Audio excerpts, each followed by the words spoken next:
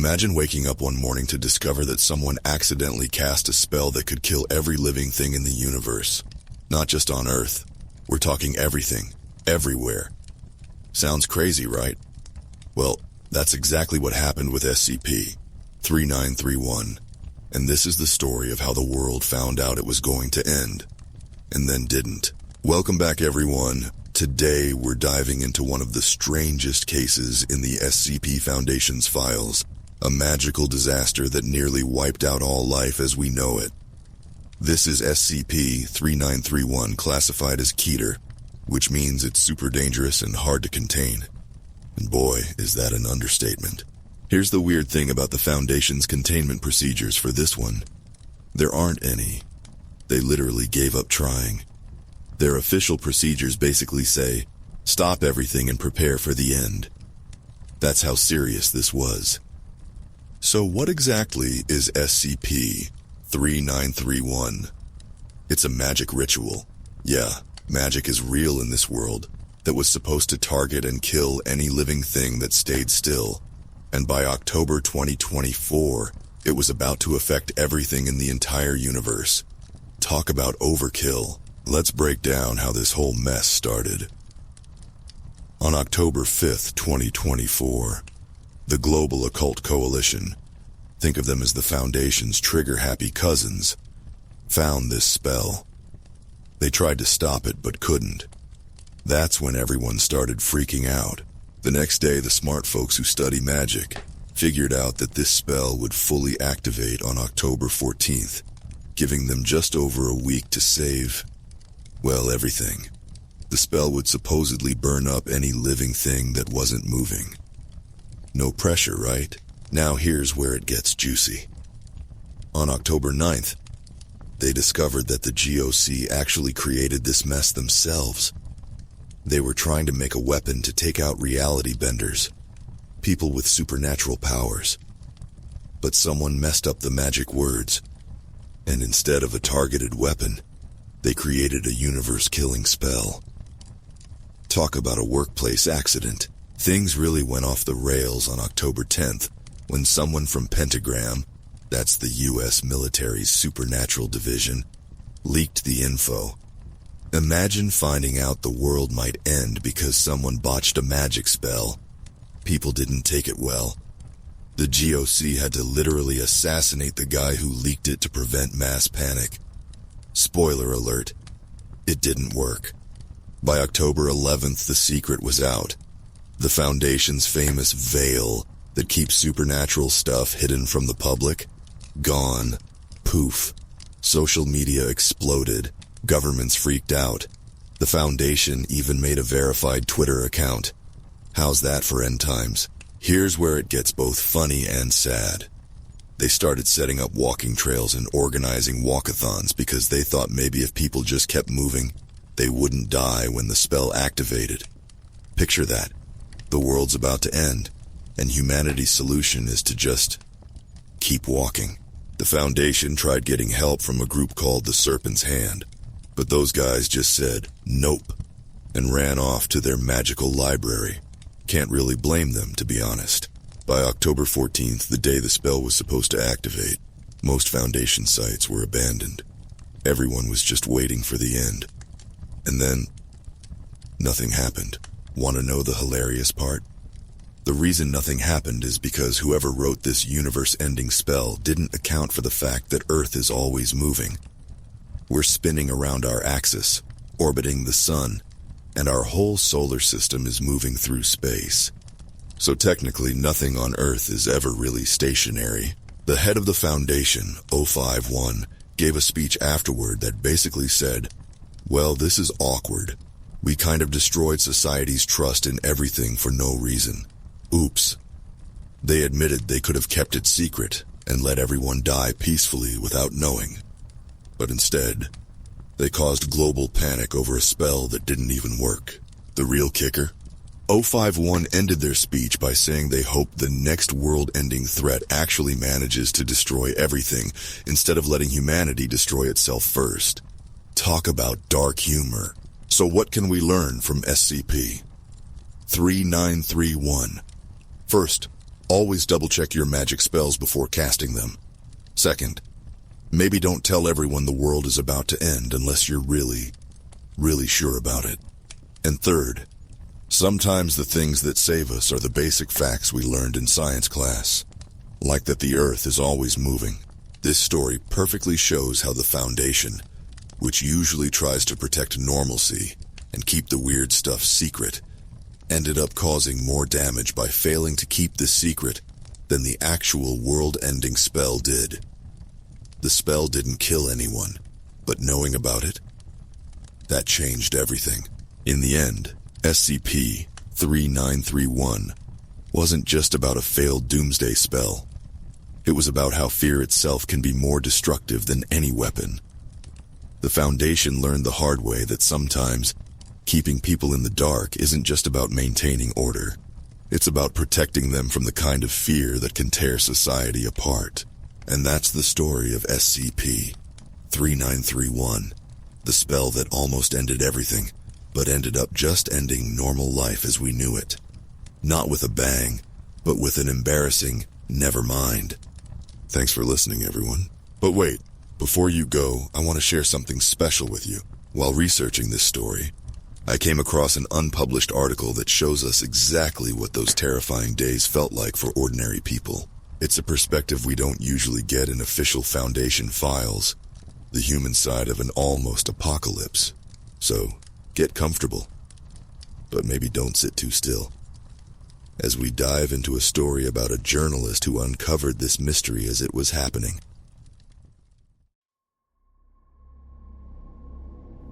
The hum of fluorescent lights buzzed above Sarah Kim's desk as she stared at her computer screen. The scrolling newsfeed on her monitor was a parade of chaos, protests in major cities, bizarre government advisories about moving regularly, and unverified footage of people allegedly bursting into flames for staying still too long. Every outlet screamed the same question: what the hell is going on? Sarah wasn't sure why she cared anymore. 5 years into her career as a journalist, she'd become a cog in the sensationalism machine. Real stories didn't sell. The grotesque did. Yet something about this felt different. It wasn't just the panic. It was the silence. No official statements, no coherent explanations, just speculation and shaky videos. Her editor's voice pulled her back to reality. "Kim, we need boots on the ground. You're taking this walking group story," he barked, throwing a crumpled sheet of paper onto her desk. Sarah picked it up, reading the hastily scribbled notes. A local group was organizing a walkathon in response to government advisories encouraging constant motion. Supposedly, it had started as a joke, but now had hundreds of participants. "Seriously? This is what we're covering?" she asked. "Yeah, seriously," he replied. "Everyone's losing it.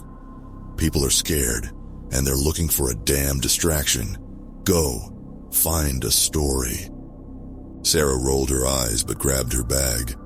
She didn't argue. Not because she cared about the assignment, but because her curiosity had been piqued. There was something strange here, and she needed to see it for herself. The walkathon headquarters was a community center in the heart of town.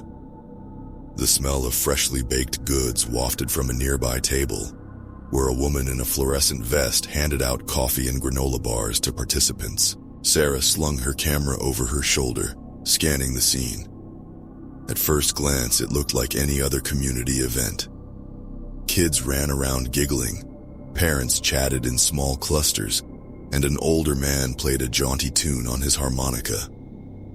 It was almost laughably normal, considering the world outside was unraveling.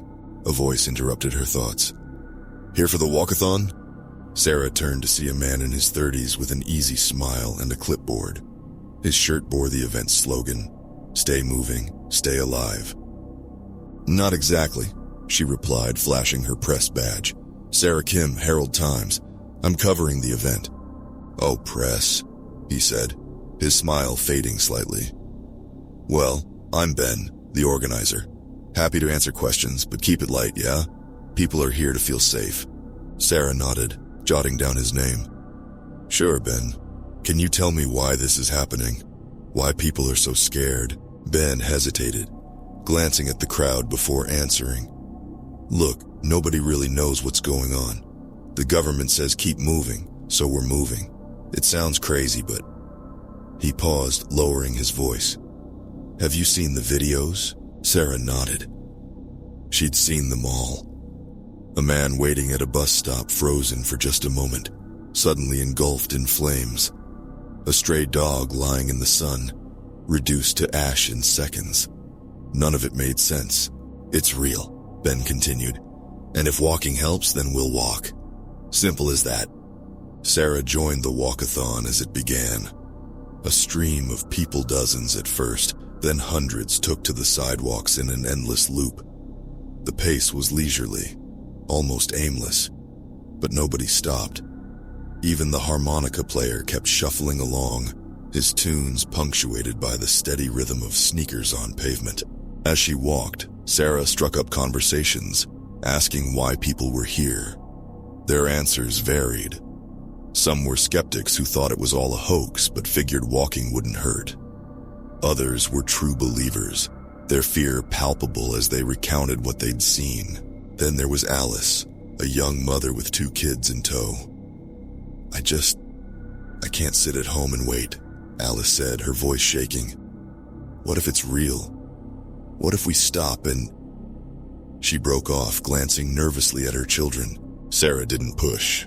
The woman's terror was real, and it made Sarah's stomach churn. It was near sunset when things started to feel off. Sarah was interviewing an elderly couple, both retired teachers, who had joined the walk as a precaution. They laughed nervously, trying to downplay their fear, but their eyes betrayed them. That's when she noticed the dog. A shaggy mutt trotted alongside the group, panting happily. It wasn't unusual for pets to join events like this, but something about the dog caught her attention. It was too still. Even as it moved, its legs seemed to blur unnaturally, as if skipping frames in a film. Sarah blinked, thinking it was a trick of the light. But when she looked again, the dog was gone. Did you see that? She asked the couple. See what? The man replied. Sarah scanned the area but saw no sign of the dog. Her skin prickled. She chalked it up to exhaustion and kept walking. Later that night, Sarah sat in her car, reviewing footage on her camera. Most of it was mundane. Smiling faces, shuffling feet, and distant laughter. But as she fast-forwarded, something made her stop. In one frame, the blurry dog appeared again. This time, it was stationary, standing at the edge of the crowd. Its eyes glowed faintly, and its body seemed to shimmer. Sarah paused the video, leaning closer. What the hell? She muttered. A loud knock on her car window made her jump. She looked up to see Ben, his face pale. Are you okay? He asked. Sarah rolled down the window, her heart racing. Yeah, just reviewing footage. Why? Because, Ben said, his voice trembling. I think you should see this. He held up his phone, showing her a live video feed. It was the community center, now eerily empty. On the screen, Sarah saw the blurry dog again. This time, it wasn't alone. Dozens of figures, just as blurry and unnatural, stood motionless in the center of the frame. Sarah stepped out of her car, her camera slung over her shoulder. Ben stood nearby, still clutching his phone, his eyes wide with unease. What the hell am I looking at? She asked, motioning to the screen. Ben swallowed hard. I don't know, but they weren't there earlier. I locked up the center myself. The figures on the live feed were unnerving. Their outlines were indistinct, shimmering like heat waves off asphalt. They didn't move, just stood there, unnaturally still, scattered around the community center like forgotten statues. Could it be a glitch? Sarah asked, though she didn't believe it. Ben shook his head. Glitch doesn't explain this. Sarah leaned closer, watching the figures. Something primal in her gut screamed danger, but she tamped it down. She was here for a story, after all. Let's go check it out, she said. What, are you crazy? Ben, this is your event. If something's happening, you need to know. He hesitated but eventually nodded. Fine, but if things go sideways, we're getting the hell out, got it? Got it. The community center was eerily silent when they arrived. The jovial chaos of the walkathon was replaced by an oppressive stillness.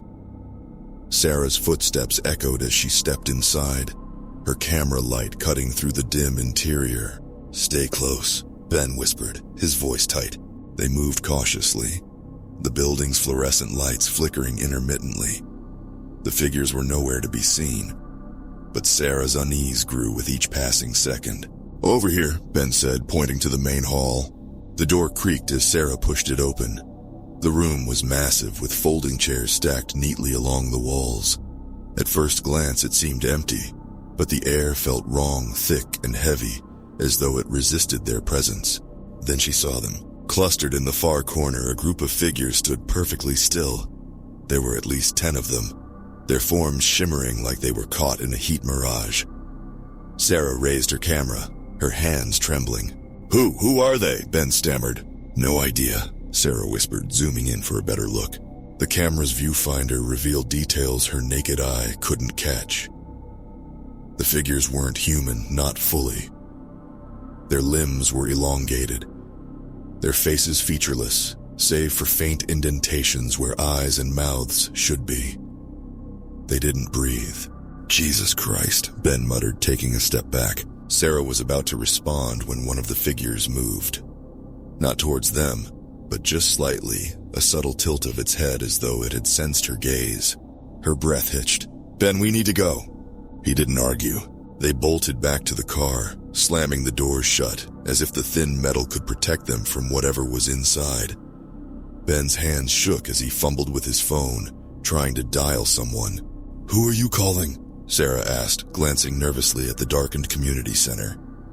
"I don't know. The cops? The National Guard?" He let out a frustrated groan. "Who the hell do you call for this?" Sarah didn't answer. Her focus was on her camera, replaying the footage she'd captured.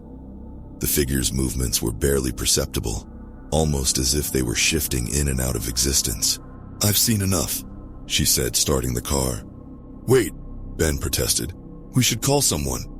"We will," she cut him off, "but not here." By the time they returned to Ben's house, it was well past midnight. Sarah set up her laptop on the dining table, transferring the footage for a clearer look. Ben paced the room, muttering to himself. "This doesn't make sense," he said for the 5th time. "It doesn't have to," Sarah replied, her eyes glued to the screen. She scrubbed through the video, pausing at the moment the figure moved. Something caught her eye, an inscription on the wall behind it, faint but visible under the flickering lights. "Ben, look at this!"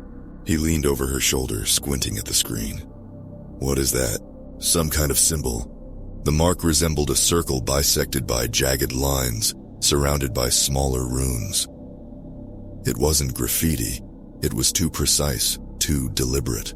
"You ever seen anything like this before?" she asked. "No, and I don't want to." Sarah leaned back, her mind racing. The figures, the symbol, the bizarre government advisories, they were connected. She didn't know how, but she was determined to find out. Later that night, Sarah sat alone on Ben's porch, a cigarette dangling from her lips. She wasn't a regular smoker, but tonight felt like an exception. Her phone buzzed. It was an email from a contact at the Herald Times. She opened it, her eyes scanning the brief message. Subject: urgent Govit leak. Just got this from a friend in DC. Official statement incoming tomorrow, but here's the gist. Keep moving. Whatever's happening, it targets people who stop. Details still classified, but there's a name floating around. SCP-3931. Ever heard of it? Sarah frowned. SCP-3931? She muttered. It sounded like bureaucratic gibberish, but the implications were clear. A sound broke her concentration, the faint shuffle of feet. She looked up, her heart pounding. Across the street, a figure stood under the glow of a street lamp. Its outline shimmered, and for a moment, Sarah thought it was one of the things from the community center. But as she watched, it turned and walked away, its movements slow but deliberate. She exhaled, realizing she'd been holding her breath, but the relief was short-lived. The cigarette in her hand, forgotten for just a moment, had burned out. The next morning, Sarah woke to the sound of frantic knocking. She stumbled to the door, still groggy, to find Ben on her porch, his face pale and drawn. "We have a problem," he said, his voice trembling. Sarah ushered him inside, already dreading his answer. "What happened?" "It's Alice," he said. "The woman from the walkathon. She's dead." Sarah froze. "What?" "Her neighbors found her in the driveway this morning." Ben continued, pacing the small living room. "The cops think it was spontaneous combustion or some freak electrical thing, but..." He trailed off, his expression haunted. "But you think it's connected to the figures?" Sarah finished. Ben nodded. Sarah grabbed her bag, her mind racing. This wasn't just a story anymore. People were dying, and she was in the middle of it. "Take me to the scene." Alice's house was a modest, single-story home in a quiet suburb. Police tape cordoned off the driveway, where a blackened scorch mark marred the pavement. The air smelled faintly of burnt hair and metal. Sarah stepped closer, her camera rolling. The neighbors stood in small clusters, whispering nervously. She overheard snippets of their conversations. She was just standing there. Heard a scream and then... nothing left but ash. Ben fidgeted beside her, clearly uncomfortable. "What's the official story?" Sarah asked, lowering her voice. "Electrical surge," Ben replied. Apparently, the street lamp she was standing under had faulty wiring. Sarah glanced at the lamp. It looked perfectly intact. "And you're buying that?" "Hell no," he said. "Look at the scorch mark. It's too clean. And Alice wasn't even standing near the lamp." Sarah nodded, taking a closer look. The edges of the burn were oddly precise, as though whatever had killed Alice had only affected a specific radius. As she scanned the scene, her eyes caught something etched into the concrete near the scorch mark. She knelt down, brushing away debris to reveal a faint symbol. A circle bisected by jagged lines, surrounded by smaller runes. "The same symbol from the community center," she murmured. Ben crouched beside her, his face pale. "What does it mean?" "I don't know," Sarah admitted, snapping a photo. "But I think it's a warning." Back at Ben's house, Sarah pored over her footage and notes, trying to make sense of it all. The figures, the symbols, the deaths, it was all connected. And then there was the name from the email, SCP-3931. She opened her laptop, searching for anything she could find. Most results were dead ends, academic papers on thaumaturgy, conspiracy forms, and cryptic government documents. But one thread caught her attention. SCP-3931 and the ritual that never ends. The post was buried deep in an obscure forum, written by an anonymous user claiming to have insider knowledge. It described a ritual gone wrong, designed to target stationary organisms and eliminate them through combustion. The user detailed its origins, a weapon developed by a secretive organization, and its current state: active, unstoppable, and spreading. Sarah's stomach dropped as she read the final line. "Stay moving. It's the only way to survive." That evening, Sarah and Ben joined another walkathon. The atmosphere was noticeably tense, the participants walking in uneasy silence. Even the harmonica player from the previous night was absent. Sarah kept her camera rolling, scanning the crowd for anything unusual. Ben stayed close, his eyes darting nervously. "Do you feel that?" he whispered after a while. "Feel what?" "The air, it's heavier." Sarah hadn't noticed at first, but now that he mentioned it, she felt it too. The air was thick and oppressive, like the calm before a storm. A sudden commotion broke the silence. "Someone stop him!" a woman shouted. Sarah turned to see a man sitting on a nearby bench, his head in his hands. A group of walkers surrounded him, pleading with him to get up. "Sir, please," one of them begged. "You can't stop." "I'm tired," the man muttered, his voice hoarse. "I just need a minute." Before anyone could intervene, it happened. The man's body stiffened, and for a split second, he was frozen in place. Then, without warning, he burst into flames. The fire consumed him in an instant, leaving nothing but a smoldering pile of ash. The crowd erupted into chaos. People screamed and ran, their footsteps echoing against the pavement. Sarah stood frozen, her camera capturing every horrifying moment. "Move!" Ben shouted, grabbing her arm. "We have to move!" They didn't stop running until they were back at Ben's house, both of them gasping for air. "What the hell was that?" Ben demanded, his hands shaking. "Proof," Sarah said, her voice trembling. "Proof that this is real." She replayed the footage on her camera, the grim scene unfolding again. The man's death, the way the fire consumed him so completely, it was unnatural, impossible to explain. Ben slumped onto the couch, burying his face in his hands. "This is insane. What are we supposed to do?" Sarah didn't answer. She was staring at something in the footage, a faint shimmer near the man just before he caught fire. It was subtle, almost imperceptible, but it was there, one of the figures. "They're following us," she said, her voice barely above a whisper. Ben looked up, his face pale. "What do you mean?" "The figures," Sarah said. "They're not random. They're watching, waiting." "For what?" Sarah didn't have an answer, but deep down she knew the truth. This wasn't over. The next 24 hours passed in a haze of anxiety and dread. Sarah and Ben barely left the house, keeping the curtains drawn and the doors locked. The air outside felt heavier with each passing hour, as if the world itself was suffocating under some unseen pressure. Sarah had spent the night dissecting her footage, trying to make sense of the figures. They didn't appear in every frame, but seemed to manifest just before something catastrophic occurred. Their presence wasn't coincidental. It was deliberate. Ben sat across from her, staring blankly at his phone. He'd been scrolling through social media, watching the panic unfold in real time. Hashtags like Joe Keep Moving and Joe SCP-3931 were trending, flooded with videos of people trying and failing to escape the same fate as Alice and the man from the walkathon. "This is getting worse," he said, breaking the silence. "People are losing it. Look at this."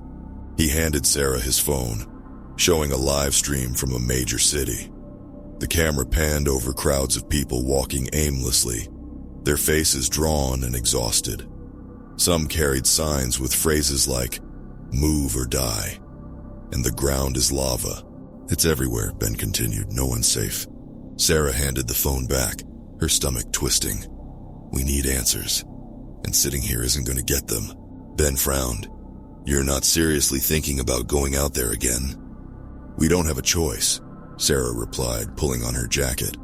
"I found something in my research. There's a Foundation site an hour from here, Site 49. If anyone knows what's going on, it's them." Ben hesitated, but eventually nodded. "Fine, but we're taking my car, and if this goes south, we're bailing." "Deal."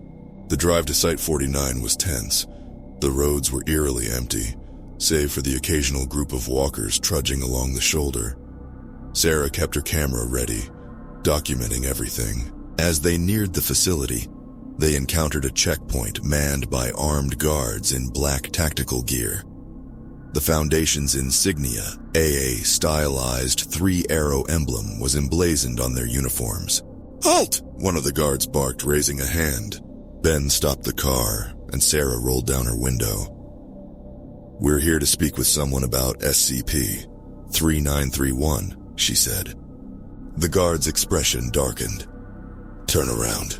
This is a restricted area." "Please," Sarah insisted. "People are dying. We need to know what's happening." The guard hesitated, exchanging a glance with his partner. Finally, he motioned for them to pull over. "Wait here."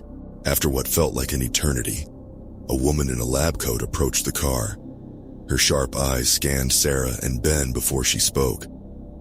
"I'm Dr. Celeste Harding," she said. "You mentioned SCP-3931. How do you know about it?" Sarah explained everything.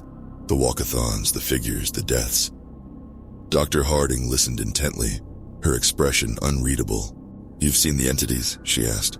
"Yes," Sarah replied. "What are they?" Dr. Harding exhaled slowly.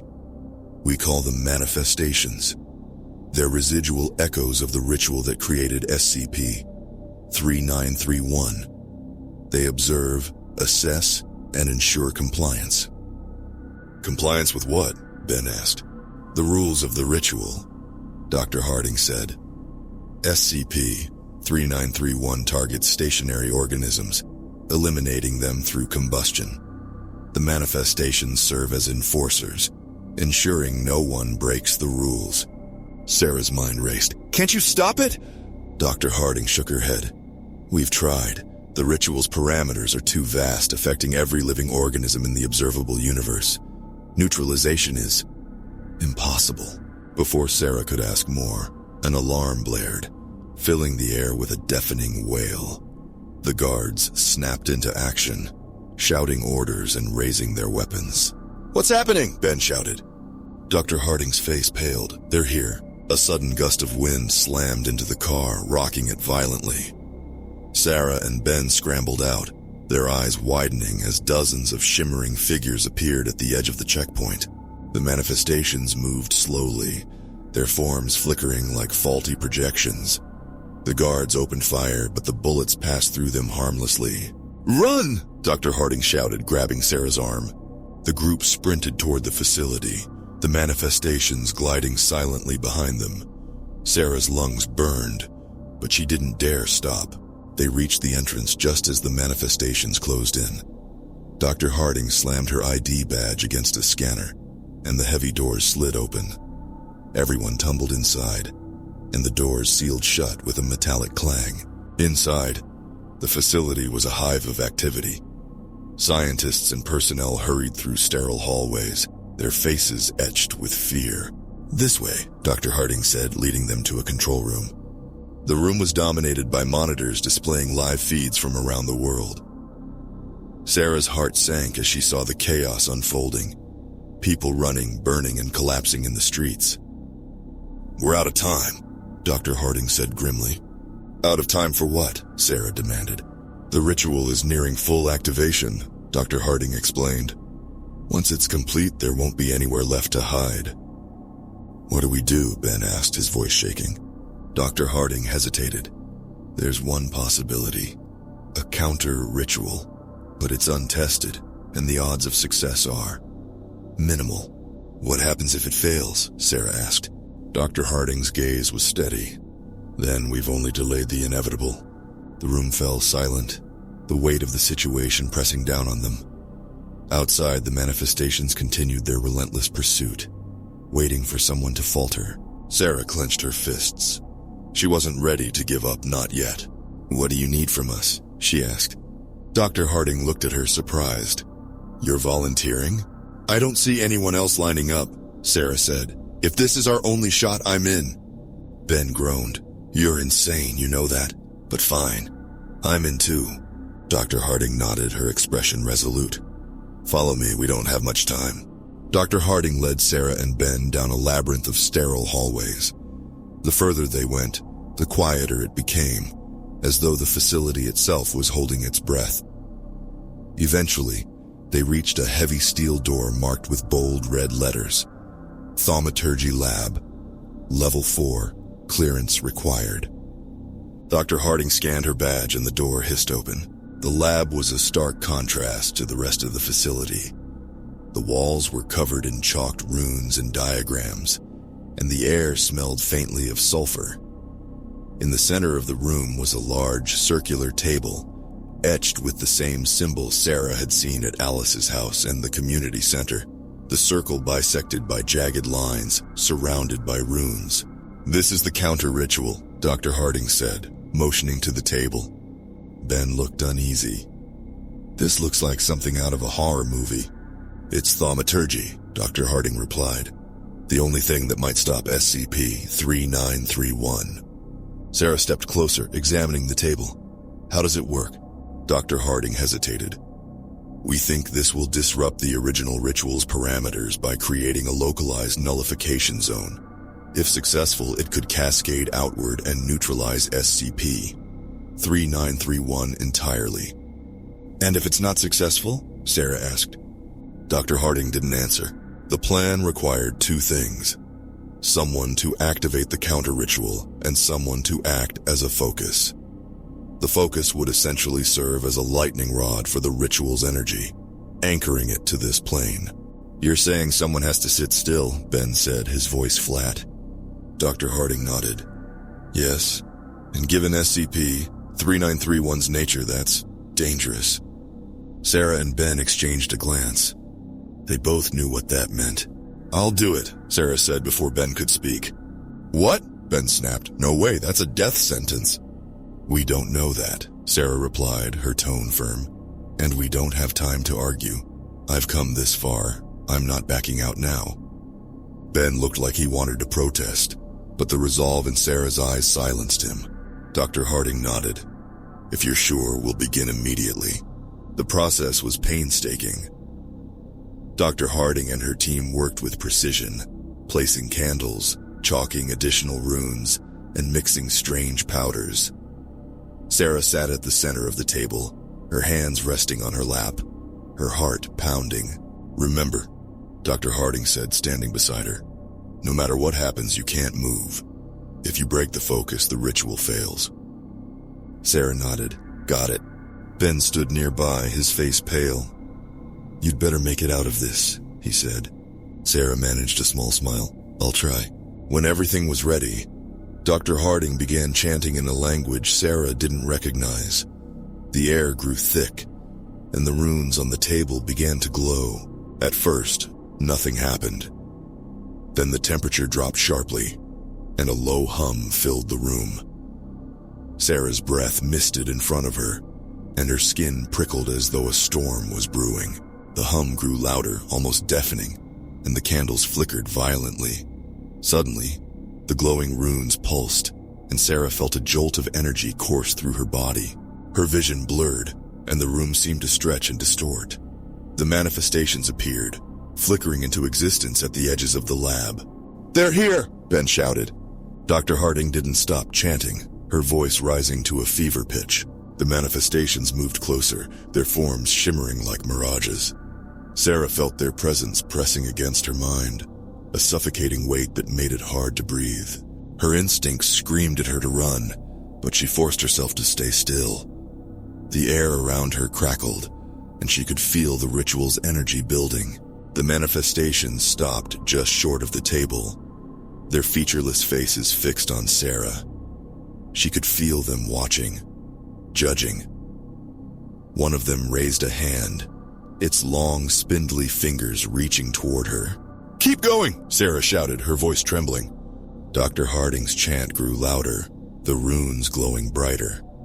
The manifestation's hand hovered inches from Sarah's face, and she could feel heat radiating from it. Then the room erupted in a blinding flash of light. The manifestations let out a piercing wail, their forms flickering violently before they vanished. The runes on the table flared one last time, then dimmed. Sarah collapsed, gasping for air. The oppressive weight was gone, replaced by an eerie silence. Dr. Harding rushed to her side, checking her pulse. "She's alive," she said, relief evident in her voice. Ben dropped to his knees beside Sarah, his eyes wide. "You scared the hell out of me, you know that?" Sarah managed a weak smile. "Did it work?" Dr. Harding hesitated. "We won't know for sure until the nullification zone stabilizes. But for now, the manifestations are gone." They left the lab, exhausted but hopeful. Outside, the air felt lighter, as though the world itself had exhaled. But as Sarah and Ben walked back to the car, she couldn't shake the feeling that it wasn't over. The manifestations might be gone, but SCP-3931 was still out there, waiting. In her pocket, her phone buzzed with a new email. It was from an anonymous sender, containing only one line. "The Earth never stops moving, but you do. The days after the counter-ritual were unsettlingly quiet. Sarah, Ben, and Dr. Harding remained at Site 49, monitoring the aftermath. The glowing runes had faded, and the manifestations were nowhere to be seen. Yet unease clung to the air, a heavy silence that suggested the storm wasn't over. "We're not seeing any new combustion incidents," Dr. Harding reported one evening. She stood before a wall of monitors showing live feeds from around the world. For now, it seemed stable. Sarah wasn't convinced. She sat nearby reviewing her footage of the ritual. The blinding light, the wailing manifestations, the strange runes, they all seemed like pieces of a puzzle she couldn't quite solve. Stable isn't the same as safe, Sarah said. SCP-3931 is still active, right? Dr. Harding hesitated. Technically, yes. The counter-ritual created a temporary nullification zone, but it's limited in scope. We've bought ourselves time, but it's not a permanent solution. Ben, leaning against the wall, frowned. So what now? We just wait for it to start killing people again? Not if we can expand the nullification zone, Dr. Harding replied. But that requires more resources than we have here, and even then, there's no guarantee it'll work on a global scale. Sarah stood pacing. What about the origin of the ritual? If we can figure out who created SCP-3931 and why, maybe we can stop it for good. Dr. Harding sighed. The Foundation has been trying to trace its origins for years. All we know is that it was developed as a weapon something to target stationary entities like reality benders. But the original incantation was flawed, and now it's affecting everyone. Sarah stopped pacing, her mind racing. Flawed or intentional? Dr. Harding frowned. What are you suggesting? What if this was designed to escalate? Sarah said. The combustion, the manifestations, it's all too precise. Someone wanted this to happen. That night, Sarah couldn't sleep. She sat in the facility's dimly lit cafeteria, her laptop open in front of her. She combed through every piece of data she could find on SCP-3931, searching for anything that might give her an edge. Then she found it. Buried in the metadata of a leaked Foundation report was a reference to a document marked Go See Ritual 17A, Project Cremation. It was heavily redacted, but a single name stood out. DC Al Fine. Who the hell is that? Sarah muttered. The next morning she confronted Dr. Harding. Who's DC Al Fine? Sarah demanded, holding up her laptop. Dr. Harding's expression darkened. Where did you find that name? In the Foundation files. Who is he? Dr. Harding sighed, rubbing her temples. DC Al Fine is or was a senior thaumaturgist for the Global Occult Coalition. He was instrumental in developing the original ritual that became SCP-3931. Sarah felt a chill run down her spine. So he's responsible for this? Partially, Dr. Harding said. But he disappeared shortly after the ritual's activation. The GOC claims they have no idea where he is. Sarah clenched her fists. We need to find him. With Ben's help, Sarah tracked down a series of cryptic posts on an underground thaumaturgy forum. The posts, signed by DC, detailed ways to manipulate and disrupt large-scale rituals. The latest post included coordinates in the middle of nowhere. This has to be him, Sarah said, showing Ben and Dr. Harding. It could also be a trap, Ben pointed out. Maybe, Sarah admitted. But if there's even a chance he can help, we have to take it. Dr. Harding frowned. I can't authorize this. If something goes wrong. I'm not asking for permission, Sarah interrupted. I'm going. Ben sighed, grabbing his jacket. Then I'm coming too. Someone's got to keep you alive. The coordinates led them to an abandoned farmhouse in the middle of a desolate field. The wind howled as Sarah and Ben approached, their flashlights cutting through the darkness. The farmhouse was decrepit, its windows shattered and its walls covered in strange symbols. Inside, the air was thick with the smell of decay and something metallic. Hello? Sarah called, her voice echoing. A figure stepped out of the shadows, a gaunt man with hollow eyes and a scraggly beard. He clutched a notebook covered in scribbles, his hands trembling. DC Al Fine? Sarah asked, raising her camera. The man flinched at the sound of his name. You shouldn't be here, he rasped. It's too late. Too late for what? Ben demanded.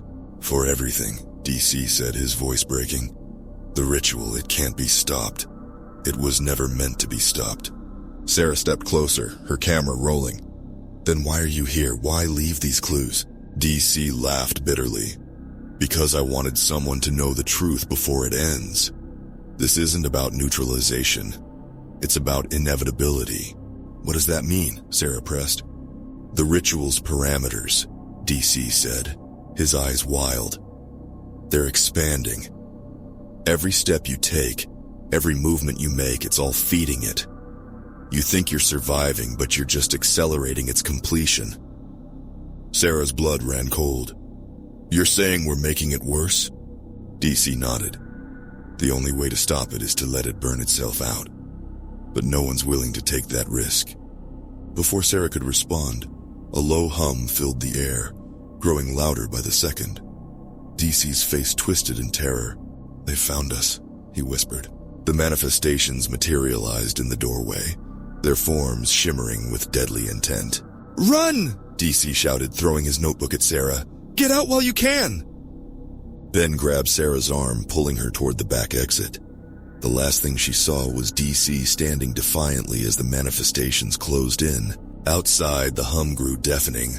The farmhouse erupted into flames, and Sarah and Ben barely made it to the car before the heat consumed them. As they sped away, Sarah clutched the notebook tightly, her mind racing. They might have escaped, but the nightmare was far from over. The farmhouse burned brightly behind them, its flame stretching toward the dark sky. Sarah drove in silence, her knuckles white on the steering wheel. Beside her, Ben stared out the window, his face illuminated by the flickering firelight. Neither of them spoke until the flames disappeared into the distance. What the hell was that? Ben finally said, breaking the silence. Proof, Sarah replied, her voice trembling. DC was right, we're feeding it. Ben turned to her, his brow furrowed. So what do we do now? Stop moving? Just let it kill us? Sarah tightened her grip on the wheel. No, there has to be another way. They returned to Site 49 before dawn, both exhausted and covered in soot. Dr. Harding met them in the control room, her face etched with concern. What happened? She asked. Sarah handed her DC's notebook. We found him. He said the ritual is feeding off our movement. Everything we've done to survive, it's making things worse. Dr. Harding flipped through the notebook, her expression growing more grim with each page. It was filled with diagrams, runes, and cryptic notes that seemed to detail the progression of SCP-3931. This changes everything, she murmured. Can we stop it? Ben asked. Dr. Harding hesitated. If what DC wrote is true, then stopping it requires a complete cessation of movement across the affected zone. But that's impossible. Life itself generates motion. Sarah sank into a chair, her head in her hands. So we're screwed. No matter what we do, we're just accelerating the end. The hours that followed were tense. Dr. Harding's team analyzed the notebook, cross-referencing it with Foundation data on SCP-3931. Meanwhile, Sarah and Ben stayed in the observation room, watching the global feeds. The nullification zone from the counter-ritual had held, but its reach was shrinking. Outside its borders, chaos reigned. Cities burned, roads were clogged with panicked walkers, and news anchors begged viewers to keep moving. Sarah's phone buzzed. It was another email from the anonymous sender. Subject: last warning. Stay moving. The ritual can't be stopped, but it can be delayed. You know the cost. Choose wisely. She showed it to Ben, who read it with a deep frown. What the hell does that mean? I think it means someone has to make a choice, Sarah said, her voice hollow. By nightfall, Dr. Harding had a grim proposal. We've confirmed the ritual's parameters, she said. If the nullification zone is expanded and stabilized, it could suppress SCP-3931 indefinitely. But maintaining the zone requires constant energy, a focus. Like before, Ben said, realization dawning. But bigger. Dr. Harding nodded. Much bigger. The focus would need to sustain the ritual indefinitely. That means whoever takes on the role can never leave. They'd essentially be a living anchor, bound to the zone. Sarah felt the weight of the words settle over her. She looked at Ben, who shook his head vehemently. "No," he said firmly. "Absolutely not. We'll find another way." "There is no other way," Dr. Harding said quietly. Later that night, Sarah sat alone in the observation room watching the feeds. The weight of the world pressed down on her, every frame a reminder of the devastation spreading unchecked. She thought of Alice, the man from the walkathon, and DC Alfine. All of them had tried to survive, only to become victims of a ritual they couldn't escape. She also thought of Ben, who had stuck by her despite every opportunity to walk away. Her decision was clear. The next morning, Sarah approached Dr. Harding. "I'll do it," she said. Dr. Harding's eyes widened. "Sarah, I've already made up my mind," Sarah interrupted. "You said the focus needs to be someone willing. That's me." Ben burst into the room, his face a mix of anger and panic. No way. You can't do this." "I have to," Sarah said, her voice steady. "If I don't, this doesn't stop. People keep dying." "You don't know that," Ben shouted. "What if it doesn't work? What if you're throwing your life away for nothing?" Sarah stepped closer, placing a hand on his shoulder. "And what if it does work? Someone has to try." Ben's shoulders slumped and his voice cracked. "There has to be another way." "There isn't," Sarah said softly. The ritual to expand the nullification zone was more elaborate than the first. The entire thaumaturgy lab was transformed into a massive focus array, with Sarah at its center. As the team prepared, Ben stayed by her side, his expression conflicted. "You don't have to do this," he said one last time. Sarah smiled faintly. "Yes, I do, and you know it." When the ritual began, the room filled with the now familiar hum of thaumaturgic energy. The runes glowed brighter than ever, and the air crackled with power. Sarah sat perfectly still, her body trembling as the energy coursed through her. She felt the weight of the ritual pressing down on her, locking her in place. The manifestations appeared, circling the lab but keeping their distance. They seemed subdued, as though acknowledging her sacrifice. Dr. Harding's voice cut through the din. "The zone is stabilizing. It's working." Ben stood just outside the array, his fists clenched. "Sarah!" She looked at him, her eyes filled with tears but also resolve. "Take care of yourself, Ben, and tell my story." Before he could respond, the runes flared one final time, sealing Sarah in place.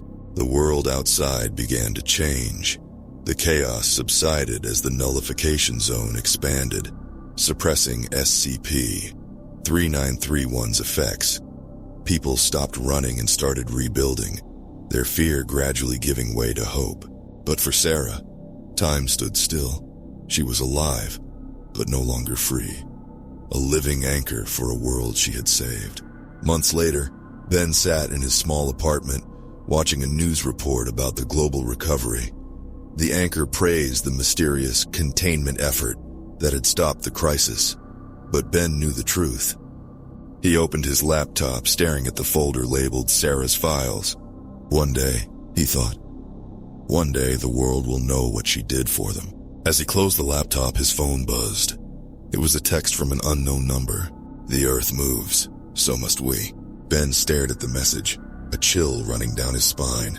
Sarah's sacrifice had saved the world for now, but SCP-3931's lingering presence reminded him that some threats never truly end. Now let's dig deeper into what makes SCP-3931 so fascinating. First up, the theories. There are many fan theories about SCP-3931. Some people believe that the hand is a ghost, while others believe that it is an alien being. Some even believe that the hand is a manifestation of the collective unconscious. One popular theory is that SCP-3931 is a guardian spirit that is trying to protect us from some unknown danger. This theory is based on the fact that the hand has been observed to interfere with dangerous activities, such as attempted suicides and terrorist attacks. Another popular theory is that SCP-3931 is a test from a higher power, This theory is based on the fact that the hand often seems to be trying to teach us lessons about morality and ethics. Now let's break down what makes this SCP particularly interesting. 1. The magic system. This is one of the few SCPs that gives us a glimpse into how thaumaturgy, that's fancy talk for magic, works in the Foundation universe. It shows us that even magical organizations can mess up their spellcasting, which is both hilarious and terrifying. 2. The containment failure. What's unique about SCP-3931 is that the Foundation didn't fail to contain it. They gave up trying. This is super rare in SCP files. Usually they at least attempt containment until the very end. This shows just how overwhelming the threat seemed. 3. The human element. The most devastating part of SCP-3931 wasn't the spell itself. It was the fear it caused. The document shows how quickly society can unravel when faced with certain doom. The walkathons, the panic, the breaking of the veil. All of it happened because people knew about the threat, not because of the threat itself. 4. The scientific twist. Perhaps the coolest part of this SCP is how it was defeated by basic physics. All those complex magical countermeasures failed, but good old planetary motion saved the day. It's like a cosmic joke. The universe itself pulled a, well, actually, on a doomsday spell. 5. The aftermath. Notice how 051's final speech doesn't celebrate their survival. Instead, they almost wish the spell had worked. This tells us something profound about the Foundation's perspective on normalcy and security. They'd rather have a clean end than a messy truth. What makes SCP-3931 truly special is that it's not just a story about a magical disaster. It's a story about human nature, how we react to threats we can't fight, how knowledge itself can be more dangerous than any weapon, and maybe most importantly, how sometimes our biggest fears turn out to be nothing more than misunderstandings of basic science. The document even hints at a darker truth, that we might be our own worst enemy. The spell didn't kill anyone, but our reaction to it changed the world forever. As 051 said, sometimes we don't need an XK-class scenario to end the world as we know it. Sometimes, all we need is the fear of one. In the end, SCP-3931 stands as a reminder that in the SCP universe, just like in our own world, things aren't always what they seem. Sometimes the apocalypse doesn't come with a bang or a whimper. It comes with a whoops and an awkward silence. And hey, at least we all got some exercise out of it, right? That's all for today's analysis, folks. Don't forget to keep moving, or don't, since we know now that the Earth's got us covered on that front. Until next time, keep questioning reality, but maybe double-check your physics before panicking about the end of the world.